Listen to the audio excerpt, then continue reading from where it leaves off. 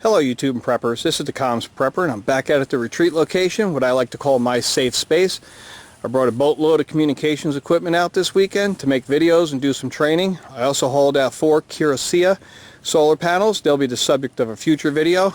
But I thought I'd make a short video to go over my site prep, what I do when I first arrive out here at the retreat location after we close it up and leave the mountains of West Virginia. Well, the first thing I do is a walk around, make sure nobody's broke into anything or stole anything or vandalized anything. Then I turn my water on. I did an external cutoff so I didn't have to go into the crawl space every time I left to cut the water off, and also as a security option, so if somebody breaks into the place they can't flood the place by plugging the drains and turning all the water on. I also hook up my off-grid solar power system. We'll walk around to that side of the house. Now out here at the retreat location I have a manual generator transfer switch and I backfeed the inverter into that switch. Under the deck here is my battery box. And one of the videos I'm going to make this weekend is battery maintenance. We're going to get that box opened up, check our water levels, check the batteries, check the specific gravities. So in that box is my batteries. The wires go back into the crawl space where my inverter is.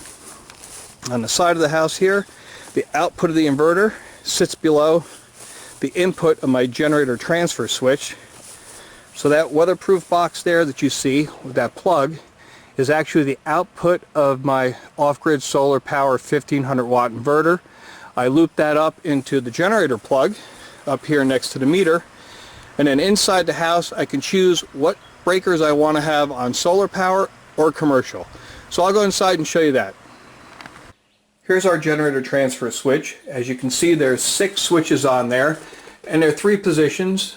They go from line off to generator, and they correspond to 6 breakers in our service panel here, and we picked the breakers that we wanted to absolutely have power on if the electricity went out. And these are the lights, the fans, and things like that. So over here now you can see I have the first 3 switches in the up position, which represents the generator. In this case I have the solar power connected to that, and the other 3 switches are still in the line position or commercial power. So right now we have living room lights and outlets running on solar power, bedroom bath lights and outlets running on solar power, and kitchen lights and outlets running on solar power. The refrigerator is still online. The bedroom outlet that powers the AC unit is still online with commercial power, and the kitchen outlet that runs the microwave is still on commercial power. So I can either use solar, but if I wanted to power these heavier loads, then I could hook up the generator and put all 6 positions up into the generator position. So really all I'm doing is looping the inverter back into the house and choosing which circuits I want to have in solar. And this is typically how I run all weekend long. The lights and the outlets and the internet and the TV run off of solar power, and the heavy loads I keep on commercial power. So that wraps up my introduction to how I normalize or ready up my power when I get out here to the retreat location. The next thing I do is hop on the ATV, run up to the rainwater harvester, check my water levels, and clean my filters. So let's step outside, fire up the ATV, and go check our water. Alright, we're up at the top of the property. This is our rainwater harvester or rainwater collector. I have a playlist on this project. We did this about 2 years ago to collect rainwater for all of our water needs up here. We have 2 cement tanks. The original tank when we built the place is here, and then we have a 2,500 gallon tank actually under this structure. And this structure was built out of rough cut lumber, cut here locally in West Virginia, and that's Galvalume roofing material there for the surface. And the water comes down, hits the gutters, goes into the pipes there. There's a first flush, and we have a spin down filter. And then I divert the water to the left or the right to keep my tanks topped off. And then I have a third run going out of the back that my neighbors use when I'm all topped off, and if they're low on water they can back their trucks down behind there and get some water themselves. So everybody shares up here in the mountain, everybody gets along. It's really nice coming up here, and that's why I call it my safe space. So I'll go over here and I'll check the first tank. I have a metal can that covers my mechanical float gauge. I'm going to go ahead and hit the pause button so I don't trip getting down there. So as you can see, we're almost full here on this tank. That's good. Got a lot of water in there, and this is a 1,000 gallon tank, so we're okay here. We'll go ahead and pause and go over and check the other tank. Alright, you can't get more full than that. We're actually past the full line, so that means the water actually has probably come up the neck here for the lid I might have to run some of this water off or adjust that green marker there. The green marker represents the full line, and then the black needle works counterclockwise when the water level drops towards the red marker. So this tank is full. The other tank is almost full. We're expecting some rain tonight. So what I'll do is I'll adjust my valves over there to cut water over to the original tank for tonight. And then when I leave this weekend, I'll go ahead and divert the water out of the back of the harvester. So if my neighbors want to come down and get water, they can do that because I'm good to go. Both my tanks are topped off. They can come down and get water for themselves. I have a quick disconnect there for them. There's a green hose laying here in the grass. They might want to clean that up before they use it. But there's a little road down here. It's kind of overgrown where you can back your pickup truck down, hook that hose up to that fitting when it's raining, and fill up your water totes. So the last thing I have to do here is the two filters. This is the Rusco spin down filter here. This sock is a UV protector, and you can see all that crud in there. You see that crud? That's pretty nasty. So what I'll do is pull this down, and I'm going to open this valve here, and you'll watch that water level drop.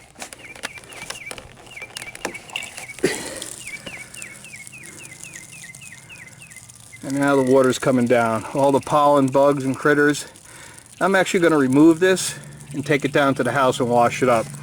Now there's a real strong smell of chlorine because in the bottom of this filter is a chlorine pool puck for shocking the water. But you can see how well that filter works. The water comes down from the gutters and the outside of this filter and penetrates the filter through the center to get down into the tanks. So the filter's doing exactly what it's supposed to be doing, keeping all those critters and crud out of our water.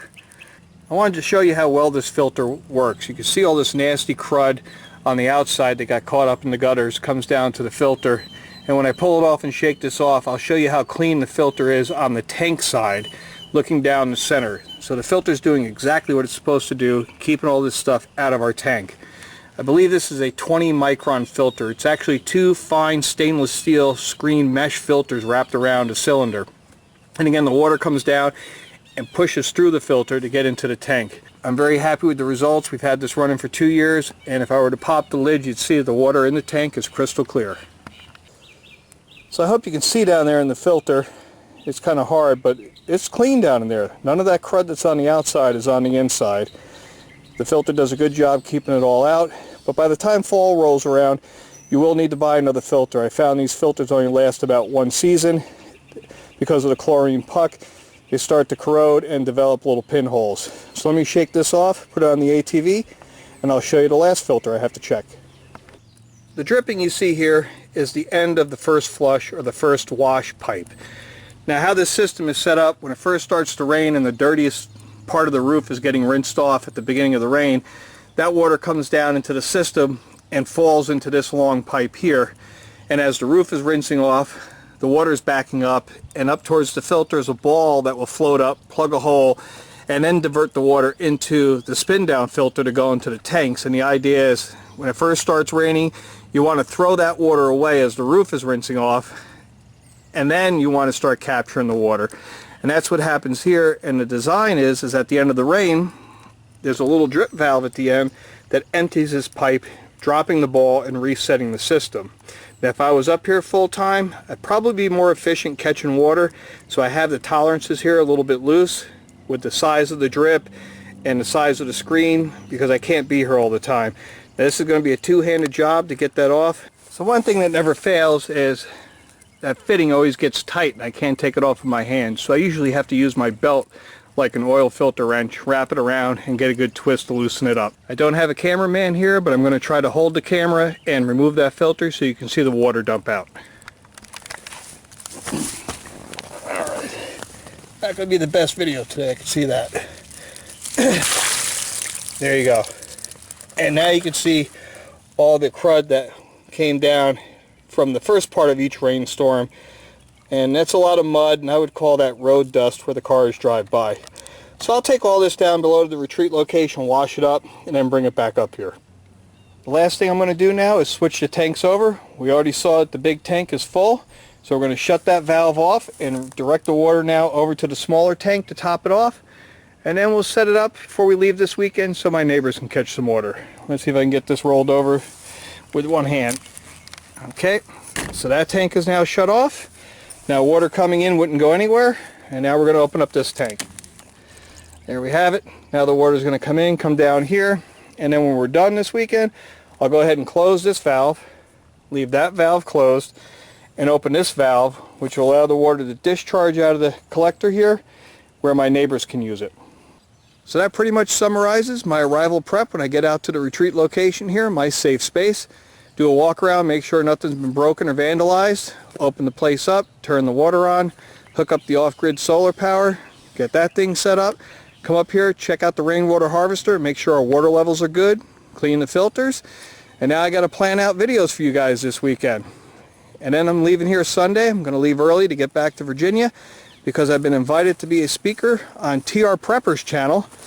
It's roundtable on Sunday night, and the topic of discussion is going to be communications and prepping. So this is the first time I'm actually going to do a Google Plus live chat thing. So there's going to be a little learning curve for me, but I'm excited about doing it. It's going to be the first time I've ever done one. And I hope we have a good conversation, help people learn a little more about communications and emergency preparedness. And as always, thank you for watching my videos and subscribing to my channel.